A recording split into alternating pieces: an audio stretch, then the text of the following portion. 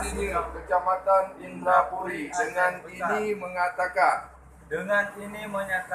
satu, kami anti terhadap berita hoaks. Dua, anti isu sara dan penyebaran ujaran kebencian. Tiga, mendukung upaya Polri melakukan penegakan hukum terhadap hoaks. NKRI harga mati. Yes. Yes. Ya. Yeah.